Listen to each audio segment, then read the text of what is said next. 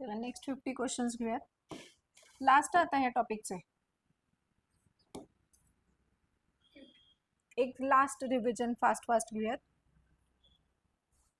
Given below is the representation of lac operon of E. coli. Identify first and second form from the option given below.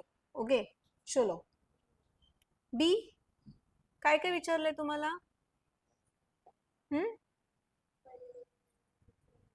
पहिलं काय आहे? Regulatory gene आहे आणि second one operator आहे. बरोबर आहे. कशावरून ओळखलं तुम्ही? हे कशावरून ओळखलं? ओपेरॉनचं स्ट्रक्चर बघूया. कोणतं लेसन चालू आहे माहिती आहे ना? नाही माहिती? हा, नाहीतर सगळं क्वेश्चन चालायचं आणि आम्हाला लेसनच माहित नाही. So molecular basis of inheritance. इथे काय असतात? आय म्हणजे काय? Regulatory jeans. ह्यांचा इफेक्ट कसा असतो? इनिबिटरी इफेक्ट असतो, कारण हे ट्रान्सक्रिप्शन झाल्यानंतर काय तयार करतात? रिप्रेसर प्रोटीन तयार करतात. हे बरोबर ना? रिप्रेसर प्रोटीन तयार करतात. याच्यानंतर इथे कोण आहे? प्रमोटर. इकडे कोण आहे? ऑपरेटर. आणि इकडे कोण असतात? स्ट्रक्चरल जीन्स असतात. झेड, वाय आणि ए. ह्या जीन्सचा सिक्वेन्स असाच असतो, Z, Y, A. Repressor protein. आता रिप्रेसर प्रोटीन जर ऑपरेटर रिजनला बाइंड झाला तर ओपेरॉन काय होतो? ऑफ होतो. बरोबर? म्हणजे पुढचे स्ट्रक्चरल जीन्स तुम्हाला ट्रान्सक्राइब करायची गरज पडत नाही. याचा अर्थ ह्या ई कोलायला सोर्स ऑफ एनर्जी काय असायला पाहिजे? ग्लुकोज असायला पाहिजे. हे इंडिकेट होतं. आता क्वेश्चन इथे विचारलाय तेवढंच आपण बघूया फक्त. Identify first and second from the options given below. So कोणतं ऑप्शन आलाय मग आता? बीच ना, कारण आय म्हणजे रेग्युलेटरी जीन. इथे आयचे सगळे चुकलेले आहेत बाकीचे. Second one, which of the following heavy isotope was used by Michelson and Stahl during experiment? N15. Okay, N15. काय केलं त्यांनी? मिसलसन आणि स्टालचा एक्सपेरिमेंट कशासाठी आहे? ह्या दोघांनी एक्सपेरिमेंट कशासाठी केला? काय प्रूव्ह करायचं होतं यांना? सेमी कॉन्झर्वेटिव्ह रेप्लिकेशन हे त्यांना प्रूव्ह करायचं होतं. आणि याच्यासाठी त्यांनी जे टेक्निक वापरलं त्या टेक्निकचं नाव सांगू शकता? इक्विलिब्रियम. पुढे density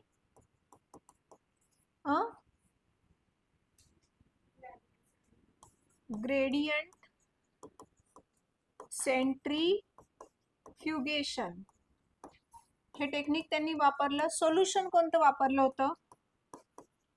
caesium chloride was used. बरोबर? हे 3 MCQs ला क्वेश्चन. ठीक आहे. सो झाला. Third one, which one of the following nitrogenous base is not the component of RNA?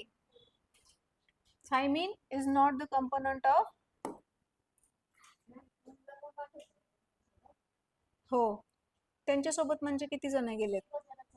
2 जण फक्त.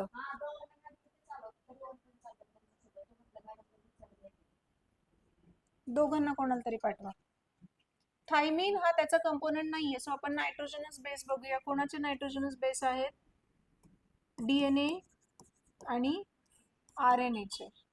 सो नायट्रोजन बेसचे 2 ग्रुप आहे. एक असतो प्युरिन आणि एक असतो पिरिमिडिन. ओके, प्युरिन मध्ये काय काय येतात?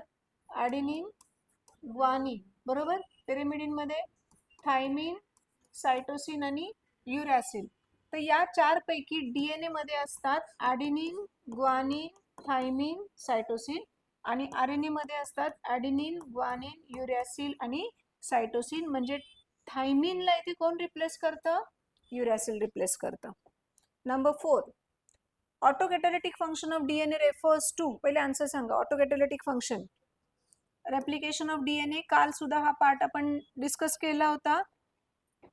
DNA चे 2 फंक्शन्स आहेत. एक आहे ऑटो कॅटालिटिक फंक्शन आणि दुसरं फंक्शन आहे heterocatalytic function. Okay, heterocatalytic function. Autocatalytic function मध्ये डीएनएच्या इन्फॉर्मेशनचा वापर डीएनए तयार करण्यासाठीच केला जातो आणि याचं एक्झाम्पल आहे रेप्लिकेशन ऑफ डीएनए, ज्याच्यात आपण शिकलोय only semi conservative replication of DNA. इथे डीएनएच्या इन्फॉर्मेशनचा वापर आरएनए तयार करण्यासाठी केला जातो आणि प्रोटीन्स तयार करण्यासाठी केला जातो. सो म्हणजे DNA is performing different function, म्हणून याला काय म्हणायचं, हेटेरोकॅटॅलिटिक. याचे एक्झाम्पल, हा जो पार्ट आहे त्याला काय म्हणतो आपण, ट्रान्सक्रिप्शन म्हणतो, आणि हा जो पार्ट आहे त्याला काय म्हणतो आपण, ट्रान्सलेशन म्हणतो. समजलं? खूप सिंपल क्वेश्चन असतात अभ्यास झाला तर. The transforming principle of Griffith's experiment was detected. कधी डिटेक्ट झालं, कोणत्या कॉम्बिनेशन मध्ये डिटेक्ट झालं? सो आधी आपण यांना रिवाइज करू. त्यांनी जे काही 4 कॉम्बिनेशन केले होते, सो ग्रिफिथच्या ट्रान्सफॉर्मिंग प्रिन्सिपल त्यांनी एक्सपेरिमेंटल मटेरियल जे वापरलं त्याचं नाव काय होतं, कोणते बॅक्टेरिया होते, streptococcus pneumoniae. Okay, streptococcus pneumonia ज्याच्यामुळे होत होता, पण त्या स्ट्रेप्टोकॉकसचे 2 स्ट्रेन होते, एक होता एस वाला आणि एक होता आर वाला. एस वाला होता स्मूथ नॉन व्हायरुलंट, म्हणजे ज्याच्यामुळे डिसीज होऊ शकत नव्हता, आणि व्हायरुलंट आहे, मग एवढे कॉन्फिडेंटली नका बोलत जाऊ. स्मूथ वाला कसा आहे, व्हायरुलंट आहे. अजून कसं आहे, कॅप्सुलेटेड आहे का एनकॅप्सुलेटेड आहे, एनकॅप्सुलेटेड. इकडचा बोला आर वाला रफ आणि नॉन व्हायरुलंट, म्हणजे याच्यामुळे डिसीज होत नाहीये, आणि कसा होता, नॉन कॅप्सुलेटेड. बरोबर, ते समजलं ना त्याच्यातनंच, पॅथोजेनिक आणि नॉन पॅथो. व्हायरुलंट म्हणजे समजलं. पॅथोजेनिक म्हणजे काय, डिसीज कॉझिंग, आणि नॉन पॅथोजेनिक म्हणजे ज्याच्यामुळे डिसीज होत नाही. सो ऍड करूया, हा कसा झाला, पॅथोजेनिक झाला, आणि दुसरा कसा होता, नॉन पॅथोजेनिक. हे विसरू नका रे, तुम्ही एका वर्ड वरनं इकडे सगळं चुकलं असतं की नाही, एवढं कॉन्फिडेंटली बोलता. हे एकच लक्षात ठेवा, कुठलं तरी त्याच्या अपोजिट दुसरं आहे. ओके, पहिल्यांदा त्यांनी 4 वेळा इंजेक्शन दिलेलं आहे. फर्स्ट उंदीर वापरलाय त्यांनी. फर्स्ट कशाचं दिलं, कोणतं स्ट्रेन, लाईव्ह, कोणतं, पहिल्यांदा लाईव्ह आर दिला का? तुमच्या वह्या कुठे आहेत का? कशासाठी 10 वेळा पुस्तक उघडून बसता जिथे सापडत नाही आपल्याला? R type live R type. दुसरा कसला, S type, live S type. तिसरा किल्ड एस टाइप, जो व्हायरुलंट होता तो. आणि fourth one killed S type मध्ये कोणाला मिक्स केला होता त्यांनी, लाईव्ह आर टाइपला मिक्स केला होता. सो आता याचे रिझल्ट बघूया. लाईव्ह आर टाइप इंजेक्ट केला तेव्हा उंदीर काय झाला, सर्वाइव्ह, माईस सर्वाइव्ह. इकडे MICE died. Killed S type केलं तेव्हा माईस डाईड. सेपरेटली जेव्हा इंजेक्ट करतोय, किल्ड एस टाइप मध्ये, हा किल्ड एस टाइप मध्ये सर्वाइव्ह झालाय. बरोबर, सर्वाइव्ह. आता कोणते 2 एकत्र केलेत, हा एक एकत्र केलाय आणि हा एक एकत्र केलाय. हे जेव्हा सेपरेट होते तेव्हा कसे होते, उंदीर सर्वाइव्ह झाले होते. एकत्र झाल्यानंतर बघा, किल्ड एस टाइप आणि लाईव्ह आर टाइप, तर उंदीर काय झाला, डेड झाला.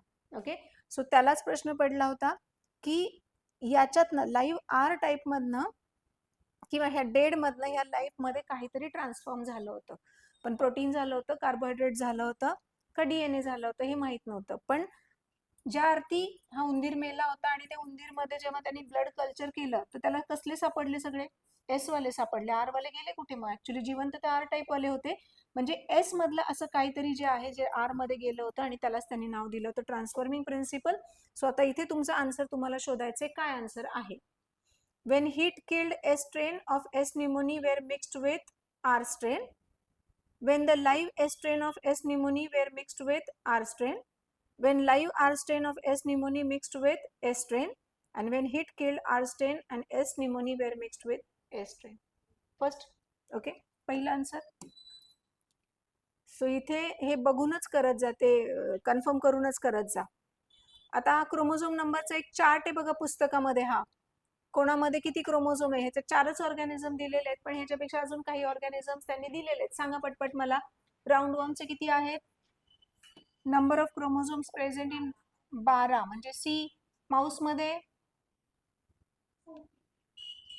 8 आहेत, नाही माऊस 40 असतील. फ्रूट फ्लाय मध्ये 8 आहेत बघा. आणि ईस्ट मध्ये 32 आहेत. मी काय लिहिले आता? 40 म्हणजे काय? ए, नंतर 8 म्हणजे डी आणि 32 म्हणजे B. C A B D. D B ना? D B. इथे जर मला सांगायचे की आता हे 4 सोडून अजून कोणत्या कोणत्या ऑर्गॅनिझमचे नंबर ऑफ क्रोमोझोम्स दिलेत? ह्युमनचे आपल्याला माहिती आहेत. ह्युमनचे नंबर ऑफ क्रोमोझोम्स किती आहेत? लिहूयात आपण इथे, रिवाइज पण होतील तुमचे. ह्युमन मध्ये माहिती आहेत 46 आहेत. पुढे प्लांट्स, कोणते प्लांट्स?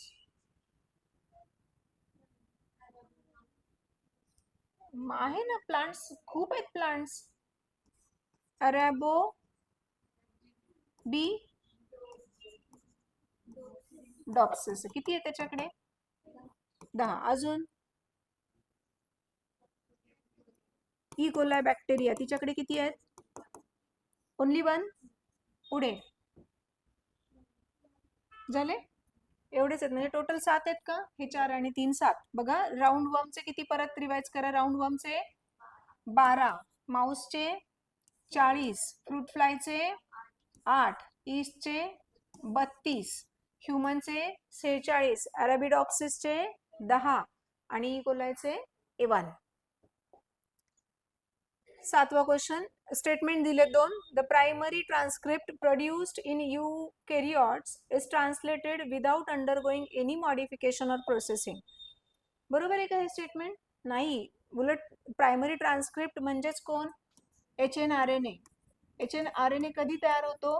जेव्हा तुम्ही DNA कडून हा mRNA ट्रान्सक्रिप्शननी तयार केलाय, बरोबर, तो जो आहे तो HNRNA. बरोबर, ट्रान्सक्रिप्शन मध्ये यूकॅरियोट्स मध्ये आपण त्याला HNRNA म्हणतो. सो हे स्टेटमेंट रॉंग आहे, because this HNRNA undergoes processing, आणि 3 प्रोसेसिंग मधनं जो जातो तो स्प्लायसिंग मधनं जातो, कॅपिंग मधनं जातो आणि टेलिंग मधनं जातो. ओके, म्हणजे स्टेटमेंट रॉंग आहे. HNRNA in human has exons and introns. Yes, it has exons and introns. So आधी आपण हे बघूया. कालच बघितलेलं आहे, तरी पण परत एकदा आज बघायचंय. सो हा तुमचा HNRNA, जिकडे हा 5 प्राइम एंड आहे त्याचं हेड आहे आणि 3 प्राइम एंड ही त्याची टेल आहे. सो इथे जे डार्क मी रिजन्स करते ते काय आहेत? एक्झॉन्स आहेत, आणि जे प्लेन आहेत ते कोण आहेत? एंट्रॉन्स आहेत. आता या एक्झॉन्स आणि एंट्रॉन्स मध्ये मला सांगायचं की कोणते कोडिंग सिक्वेन्सेस आहेत? Yes, exons are coding sequences आणि हे नॉन कोडिंग सिक्वेन्सेस. कोडिंग आणि नॉन कोडिंगचे मीनिंग काय? याच्यावरती इन्फॉर्मेशन आहे, this fragments are without any information, म्हणजे नॉन कोडिंग सिक्वेन्सेस. आणि जेव्हा आपल्याला ह्याला ट्रान्सलेट करायचंय तर नॉन कोडिंग सिक्वेन्सेस लागतच नाहीत आपल्याला, कशाला ते अननेसेसरी घ्यायचे. म्हणून त्याचं काय करतो आपण? स्प्लायसिंग करतो. स्प्लायसिंग म्हणजे त्यांना काय करतो? कट करून काढून टाकतो, आणि काढून टाकल्यानंतर you get only exon, right? You get only exon having 5 prime end आणि 3 प्राइम एंड. जर इकडे कॅप आहे तर इथे कॅपिंग मध्ये काय ऍड करता तुम्ही? Methylated guanosine triphosphate is added at 5 prime end, आणि adenylation occurs at 3 prime end. Adenylation म्हणजे ॲडिनिलेट रेसिड्यू. आणि हे झाल्यानंतर नाव you can call it as a mRNA.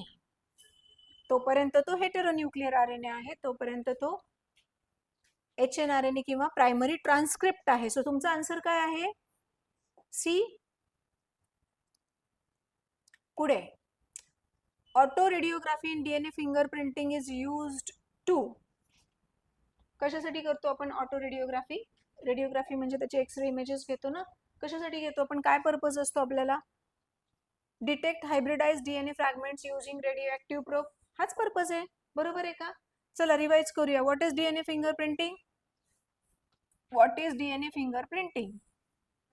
To identify a person with the help of restriction DNA analysis. It's called as DNA fingerprinting. कोणी शोधलं रे DNA fingerprinting? Alec Jeffreys. Okay. आणि इंडियामध्ये लक्षात ठेवा doctor Lalji Singh. Okay, MCQs ला विचारतात. Alex Jefferies आणि लालजी सिंग. आता ह्याच्या स्टेप्स मला सांगायच्यात, काल सारख्याच एकदा फटाफट रिवाइज करूया आपण. First step is isolation of DNA. Second one is restriction digestion. कशाच्या हेल्पनी करतात हे? काय वापरतात इथे? एन्झाईम यूज करतात, त्याचं नाव आहे restriction endonucleases. Okay, restriction endonucleases enzymes are used. याचं मिनिंगच आहे की to cut the DNA into different fragments. म्हणून endonucleases acts as a biological scissors. Okay. Third step gel electrophoresis. कोणतं जेल वापरतात इथे? Agarose gel. Number 4 Southern blotting मध्ये कोणता पेपर वापरतात? Yes, nitrocellulose paper is use. Number 5 selection of DNA probe. Selection of DNA probe म्हणजे जिथे non sequence तुम्हाला माहित आहे त्यांचा, असे डीएनए प्रोब तुम्ही सिलेक्ट करता. 6व्या ह्याच्यामध्ये तुम्ही त्यांचं काय करता? हायब्रिडायझेशन. कोणाचं हायब्रिडायझेशन? जे अननोन डीएनए चे फ्रॅगमेंट्स आहेत त्याचं प्रोब्स बरोबर hybridisation. And then you take radiographs, auto radiographs. Okay, समजले सगळ्यांना? आणि याच्यामध्ये जेल इलेक्ट्रोफोरेसिस मध्ये according to length of DNA तुम्हाला पॅटर्न मिळतो. छोटे फ्रॅगमेंट्स खाली जातात, मोठे फ्रॅगमेंट्स वरती राहतात. डीएनए वरती निगेटिव्ह चार्ज असतो, त्याच्यामुळे ते कुठे जातात? पॉझिटिव्ह चार्ज कडे जातात. सो आन्सर मार्क केले. Next question. In the lactose operon of E coli what is the function of promoter? प्रमोटरचं फंक्शन काय आहे? Binding of RNA polymerase. Okay, आता याच्यामध्ये आपण तो एक पार्ट रिवाइज करू की आता आलंय तर लॅक ओपेरॉन. लॅक्टोज हा काय झाला? इंड्युसर. ओके, सो ह्याला काय म्हणतात? इंड्युसिबल मॉडेल म्हणतात. बरोबर, काल गेला होता हा क्वेश्चन. एक इंड्युसर इज लॅक्टोज शुगर. आणि लॅक्टोज येते तेव्हा समजा हे तुमचं लॅक ओपेरॉन आहे. रेग्युलेटरी जीन्स इथे ऑपरेटर, प्रमोटर, ZY. आधी प्रमोटर आहे आणि नंतर ऑपरेटर आहे, प्रमोटर. आणि हे ह्यांनी ट्रान्सक्रिप्शन केलं. ह्यांनी काय तयार केला? रिप्रेसर प्रोटीन तयार केला. सो रिप्रेसर प्रोटीन तयार झाला आणि हा लॅक्टोज इंड्युसर आहे. बरोबर आहे. आता हा काय करतो? जेव्हा लॅक्टोज याचा सोर्स ऑफ एनर्जी असतो तेव्हा तो इंड्युसर म्हणून काम करतो आणि ह्याला काय करतो? इनॅक्टिवेट करतो. हा याला इथेच बांधून ठेवतो. हा म्हणतो तू तिकडे जायचं नाही. मग हा इकडे न गेल्यामुळे हा काय झाला? ऑन झाला. आणि याचा अर्थ सेलला समजलं की आपल्याला सोर्स काय आलाय? आता लॅक्टोज आलाय. सो त्या लॅक्टोजला जर मला डायजेस्ट करायचं असेल तर लागणारे 3 एन्झाइम्स मला तयार केले पाहिजेत. आणि ते 3 एन्झाइम्स तयार करण्यासाठी ह्या स्ट्रक्चरल जीनचं काय होतं? ट्रान्सक्रिप्शन होतं. सो हे झालं ट्रान्सक्रिप्शन. आणि ह्याचं ट्रान्सक्रिप्शन नंतर होतं ट्रान्सलेशन, ज्याच्यामध्ये 3 एन्झाइम्स तयार होतात. बघा, तिघांचे कोडिंग सांगूयात आपण. Z for beta galactosidase, Y for permease and trans acetylase. बरोबर. मग हे तिन्ही एन्झाइम त्या स्ट्रक्चरल जीनच्या ट्रान्सक्रिप्शन नंतर ट्रान्सलेट झाले आणि तयार झाले, ज्याच्यामध्ये परमिएजनी लॅक्टोजला सेलमध्ये एंट्री दिली. बीटा गॅलॅक्टोसिडेजनी लॅक्टोजला ग्लुकोज आणि गॅलॅक्टोज मध्ये कन्वर्ट केलं आणि बीटा गॅलॅक्टोसिडेजला ट्रान्स ॲसिटिलेजकडे ट्रान्सफर केलं. कोणी केलं? ॲसिटिलेज, ट्रान्स ॲसिटिलेज. झाले तिन्ही. आता हे विसरणार नाही बरं का तुमचं, खूप वेळा रिपीट झालंय. नेक्स्ट वन तुला थोडं समजणार नाही, ठीक आहे, नवीन होईल. 11वी सोबत मी बसवते तुला चॅप्टर सुरू झाला की. तुम्ही ह्याचं नाही सांगितलं मगाशी मला? मस्कालिसचं माऊस याचं का तू? मस्कॅलिस माऊस आहे. किती आहे मग माऊसचं? 40. बघा परत रिपीट झाला 40. होमोसेपियन्स 46. अराबिडॉप्सिस 10 आणि इकोलायचे 1. ऑप्शन सांगा. ऑप्शन नाही लिहिले मी ते. सी डी बी ए. सी डी बी ए. सी होतं का? का सी असेल? सी डी बी ए म्हणते तर. चला रिवाइज करा. माऊसचे किती? 40. होमोसेपियन्सचे 46. अराबिडॉप्सिसचे 10. ई कोलायचे 1. अजून कोणते 3 आहेत? फ्रूट फ्लायचे 8. अजून 2 राहिले. ईस्टचे 32. हा. आणि राऊंड वॉर्मचे 12. राऊंड वॉर्मचे 12. एका स्टिकी नोट्स वरती लिहून तुमच्या डेस्क वरती लावून ठेवा. हे loosely packed dark stain transcriptionally inactive regions of chromatin it's called euchromatin. आणि densely packed transcriptionally active light stain. आता मी दोन्ही हे घेतलेले आहेत आणि हा क्वेश्चन ऍक्च्युअली थिअरीला पण येतो 2 मार्कला. यूक्रोमॅटिन आणि हेटेरोक्रोमॅटिन मधला डिफरन्स आहे हा. आता याच्यामध्ये असंही असू शकतं की हे जे वरचं स्टेटमेंट आहे त्याच्यातले 2 बरोबर आहेत, 1 चुकलेलं आहे किंवा सगळे चुकलेले आहेत. तर ते तुम्ही सांगायचेत मला. पहिलं आपण बघूया यूक्रोमॅटिन आणि दुसरं बघूया आपण हेटेरोक्रोमॅटिन. सो पहिले यूक्रोमॅटिनचं सांगा. 1 मिनिट. यूक्रोमॅटिन कसे आहेत? नॉन कंडेन्स्ड, पुढे लाईट स्टेन,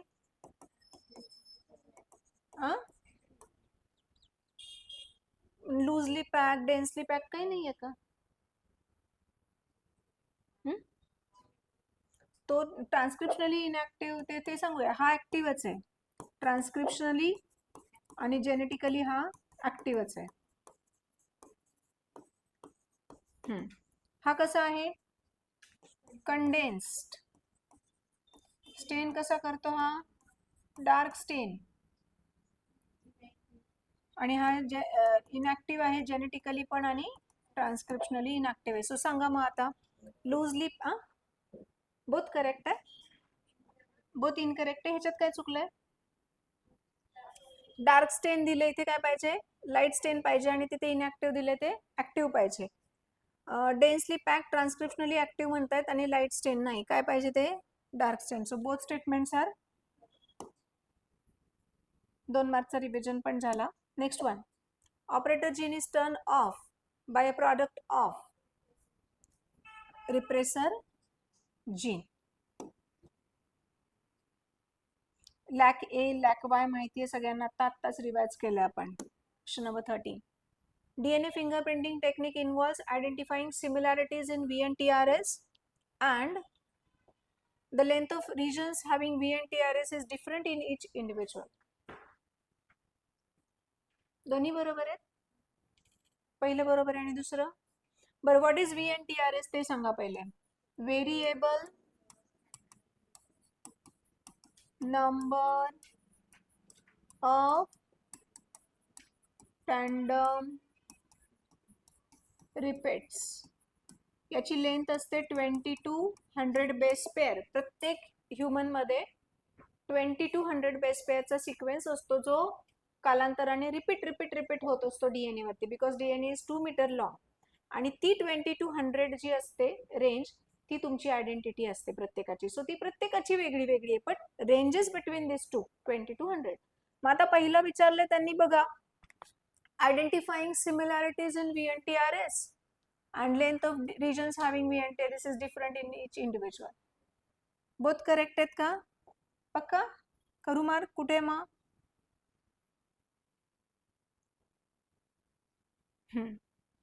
आता हे का करेक्ट सांगितलं ते पण सांगायचंय. डीएनए फिंगरप्रिंटिंग मध्ये जर हे सेम असेल तर पर्सनला आयडेंटिफाय कसं करणार तुम्ही? हो ना. मग तेच ना. घाई का करता मग आन्सर सांगायची? घाई का आहे एवढी तुम्हाला? कसला कंटाळा आहे एवढा? ते प्रत्येकाचं वेगळं वेगळं आहे ना. What is the approximate size of nucleus in typical mammal? D. 10⁻⁻⁶ metre. The enzyme dash forms the peptide bond between amino acid on the first initiator tRNA at P site and amino acid on tRNA at A site. कोणता enzyme इथे? रायबोझाईम आहे. इलॉंगेशनच्या स्टेपमध्ये आहे ना. Elongation म्हणजे काय? हा काय आहे? लार्जर सबयुनिट आणि हा काय आहे? Smaller subunit of ribosome. त्याला जोडायचं काम कोणी केलंय? मॅग्नेशियम आयन्सनी केलेलं आहे. इथे कोण आहे तुमचा?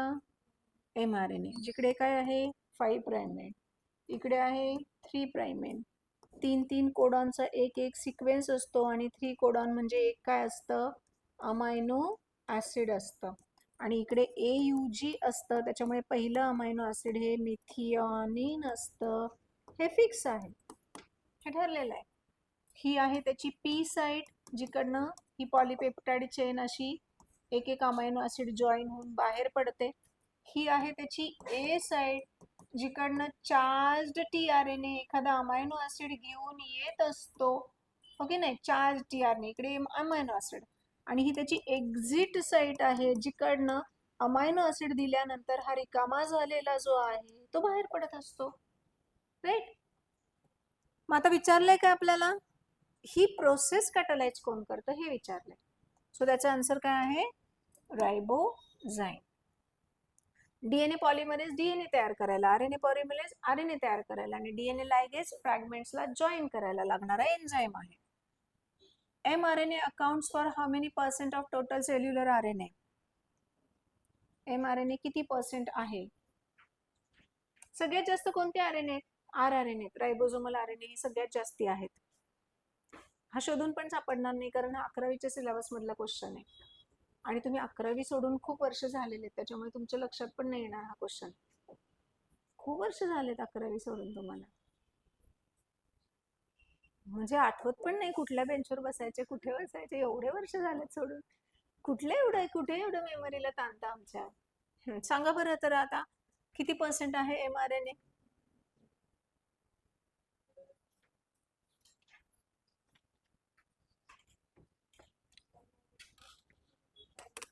Three to 5%. कारण सगळ्यात कमी कोणता आहे? तोच आहे ना. tRNA किती आहे?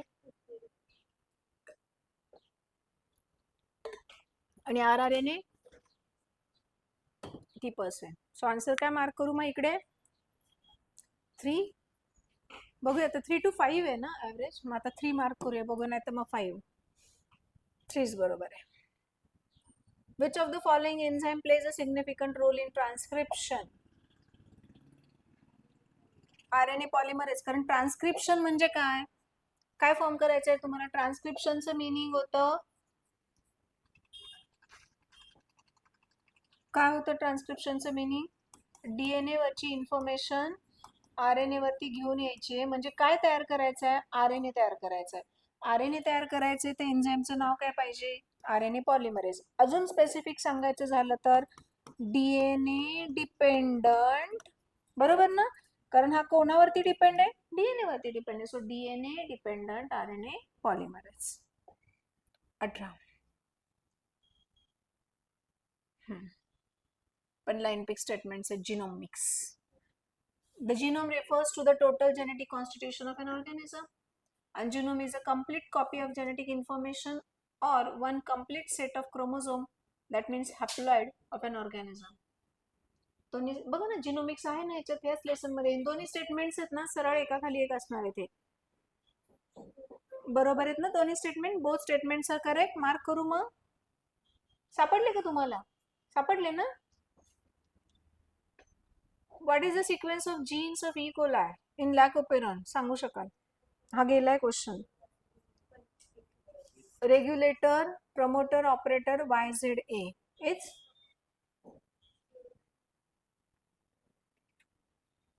Dr. Khurana prepared an artificial mRNA containing, and its translation resulted in the formation of polypeptide chain bearing alternately arranged. Which two amino acids were there?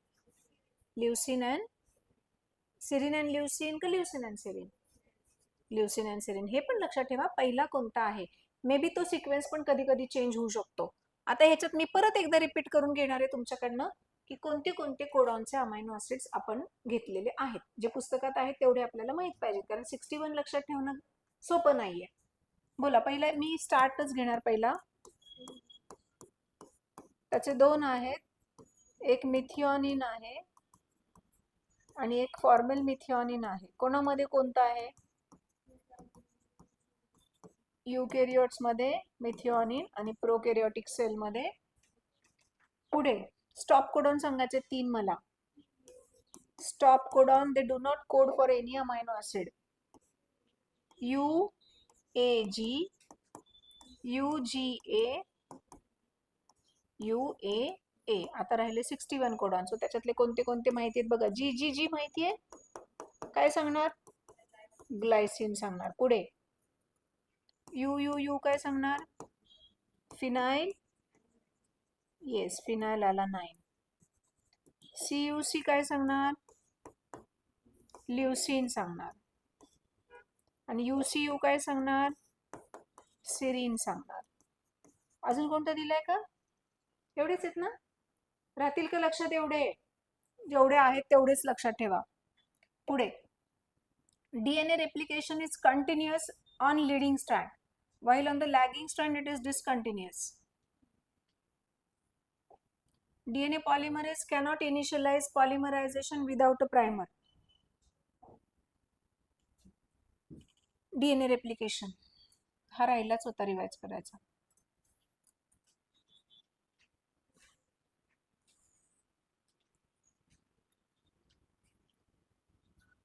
Formation कसं असतं आणि कोणतं स्ट्रँड लीडिंग असतं? फॉर्मेशन ऑलवेज कसं असतं?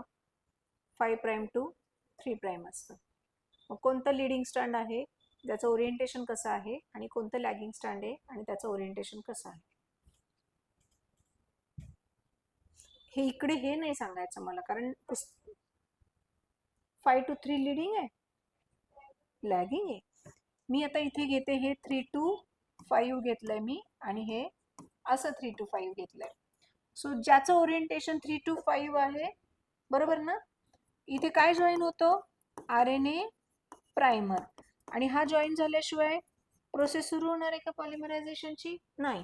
हा join होतो तेव्हा काय करतो? ह्याचे कॉम्प्लिमेंटरी बेस पेअर तो अट्रॅक्ट करतो आणि हे स्ट्रँड जे आहे ते कंटिन्युअसली फॉर्म होतं. दुसरं जे स्ट्रँड ऑलवेज फॉर्मेशन हेच असणार आहे बघा, 5' to 3'. आता याची 5' to 3' इकडनं इकडे, सो फॉर्मेशन असं होणार, ओकाजाकी फ्रॅगमेंटच्या फॉर्मॅटमध्ये होणार. आता हा जो आहे ओरिजिनल जो असतो तो काय असतो? टेम्पलेट असतो, बरोबर ना. आणि नव्याने तयार होतो तो काय असतो? स्ट्रँड म्हणायचं त्याला. नव्याने तयार असतो तो स्ट्रँड असतो. सो इथे पण हे टेम्पलेट आहे आणि हे नव्याने तयार होत आहे ते स्ट्रँड आहे.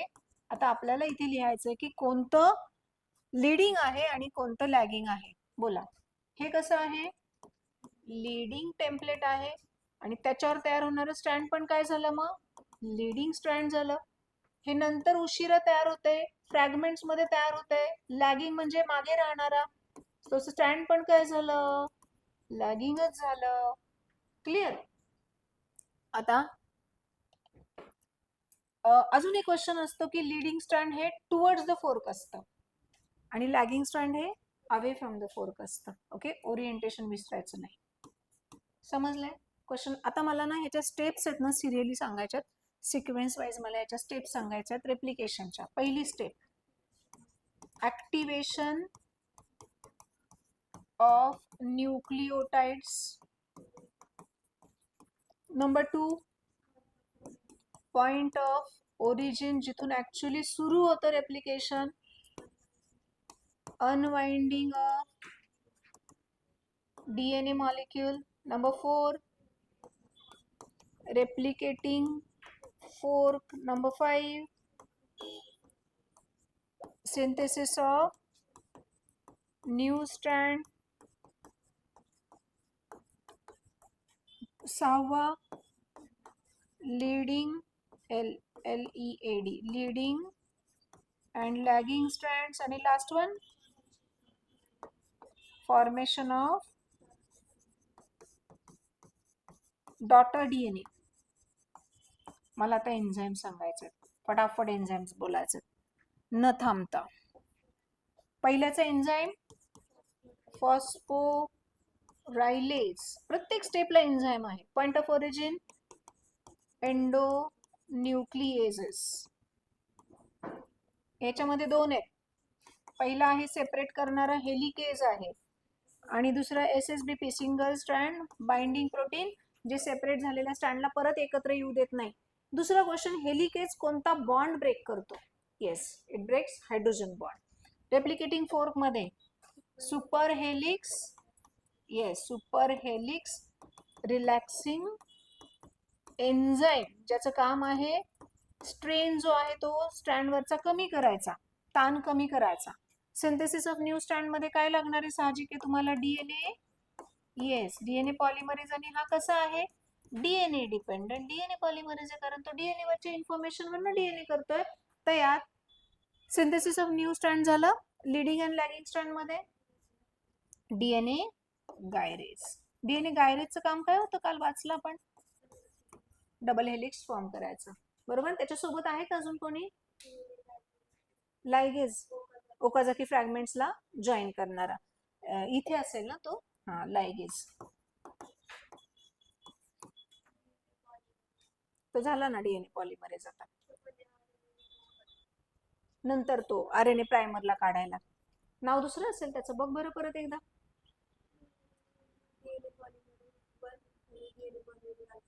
हा, मग तेच विचारते, परत वाच मोठ्याने. DNA polymerase, only DNA polymerase नाहीये, DNA पॉलिमरेज 1 आणि DNA पॉलिमरेज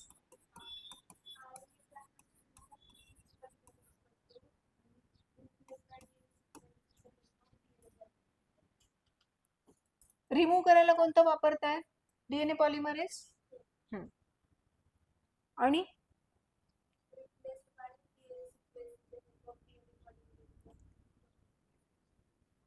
मग हे दोन्ही वेगवेगळे आहेत का युकॅरियोट आणि प्रोकॅरियोटिक मध्ये? हा, मग कोणता युकॅरियोटिक आणि कोणता प्रोकॅरियोटिक आहे? 1 वाला हा प्रोकॅरियोटिक आहे आणि डी पॉलिमरेज युकॅरियोटिक. मग ते स्टेटमेंट नका सांगू, इथे इम्पॉर्टंट काय आहे? हा प्रोकॅरियोटिक मध्ये आहे आणि वरचा कोणामध्ये? युकॅरियोटिक मध्ये. एवढंच सांगा ना. झाला. रेप्लिकेशन लक्षात येईल. हे थिअरी पॉइंट ऑफ व्ह्यू पण झालं आणि CET ला पण झालं. 25च क्वेश्चन घेणार आहे आज आपण. 21 झाला. काय मार्क करायचं आपल्याला? बरोबर आहे का? बघा, DNA replication is continuous on leading strand while on the lagging strand it is discontinuous. बरोबर आहे. DNA polymerase cannot initialise the polymerisation without a primer. Both statements correct. करू मार्क. कुठे आहे मग? B. 22. Phenomenon by which a set of genes are switched on when there is necessity to metabolize a new substrate is known as. New substrate म्हणजे समजलं का तुम्हाला? New substrate is lactose. Okay, हे तुम्हाला लॅकोपेरॉन बद्दल बोलतात. So here new substrate is lactose. Okay, so कोणते gene switch on होतात? ZYA. हे जीनला आपण स्विच ऑन करतो ना, बिकॉज सोर्स बदललाय. सबस्ट्रेट म्हणजे सेल जे यूज करतो त्याला सबस्ट्रेट म्हणतो. मग काय आन्सर येईल? ह्याला काय म्हणतो मग आपण या फिनॉमिनॉनला? हे तुम्हाला ब्रॅकेटमध्ये सापडेल पुस्तकामध्ये. हे ब्रॅकेट मधलं आहे. रिप्रेशन आहे, रिडक्शन आहे, इंडक्शन आहे का रेग्युलेशन आहे? जिथे लॅकोपेरॉन आहे त्याच्याच पॅरेग्राफ मध्ये हे आहे. सगळ्या गोष्टी वाचायच्या असतात, पॅरेग्राफ मधलं काहीच सोडायचं नाहीये. त्या ब्रॅकेट मधलं काहीच सोडायचं नाहीये. ब्रॅकेट मध्ये पण सापडेल हे तुम्हाला लॅकोपेरॉनच्या तिथे.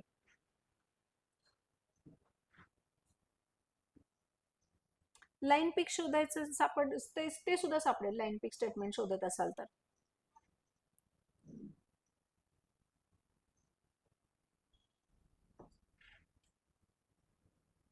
काय मार्क करू? इंडक्शन. काय मार्क करू? थांबते. घ्या तुम्ही टाइम घ्या, मी नेक्स्ट क्वेश्चन घेते इथे तोपर्यंत. DNA is associated. Okay, basic protein. ठीक आहे. लॅकोपेरॉन. इंडक्शन. काय नाव दिलंय का त्याला इंडक्शनला? काय नाव दिलंय का इंडक्शनला? असं काय म्हटलंय का कुठलं, का फक्त इंडक्शन म्हटलंय?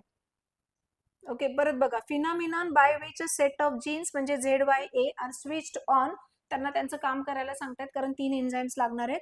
Wien there is a necessity to metabolise a new substrate, आणि न्यू सबस्ट्रेट असतो lactose. Process is induction.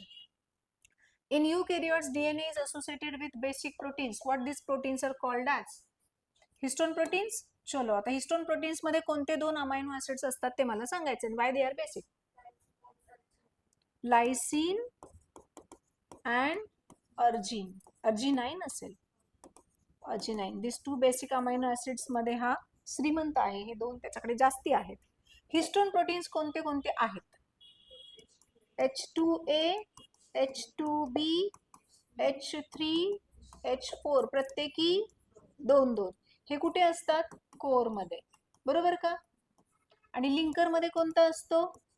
H1 हा लिंकर असतो जो सिंगल असतो. H1 तो डबल मध्ये नाहीये, जोडीमध्ये नाही, कारण हा क्वेश्चन काल होता आपल्याला.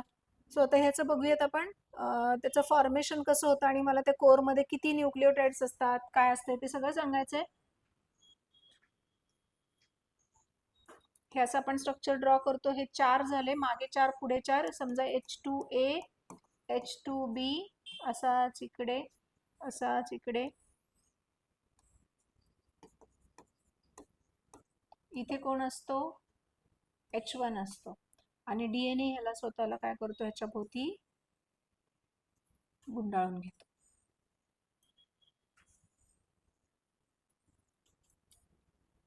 किती टर्न कंप्लीट करतो? 1 कंप्लीट अँड 3/4 टर्न. ओके, आता किती हा या स्ट्रक्चरला काय म्हणतात? न्यूक्लिओझोम म्हणायचं. So nucleosome is equal to DNA plus histone proteins. आणि ह्या न्यूक्लिओझोम मध्ये किती बेस पेअर्स असतात? 200. ज्याच्यामध्ये लिंकर मध्ये किती असतात आणि कोर मध्ये किती असतात? 146 कोर मध्ये असतात आणि 54 लिंकर मध्ये असतात. समजलंय? झालं? ह्याच्यावरती काही क्वेश्चन आहे का अजून? ह्याच्याशी रिलेटेड सगळा पार्ट झाला. 24. DNA consists of 2 complementary nucleotide chains. If the sequence of nucleotide in one of the chain is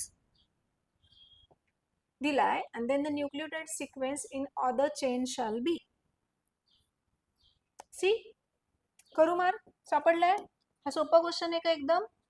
opposite polarity घ्यायची आणि त्याचा कॉम्प्लिमेंटरी शोधायचा. कॉम्प्लिमेंटरी तुम्हाला ऑलवेज माहित आहे. परत एकदा बघा, कॉम्प्लिमेंटरी प्युरिनचा एक बेस असतो, पिरिमिडिनचा एक बेस असतो. C always pairs with G, A always pairs with T. ह्याच्यामध्ये आणि ह्याच्यामध्ये असतो हायड्रोजन बॉन्ड. एक असतो डबल हायड्रोजन बॉन्ड आणि एक असतो triple hydrogen bond. Clear? Question number last 25. When glucose is the normal energy source in bacterial cell, dash gene transcribe a repressor mRNA.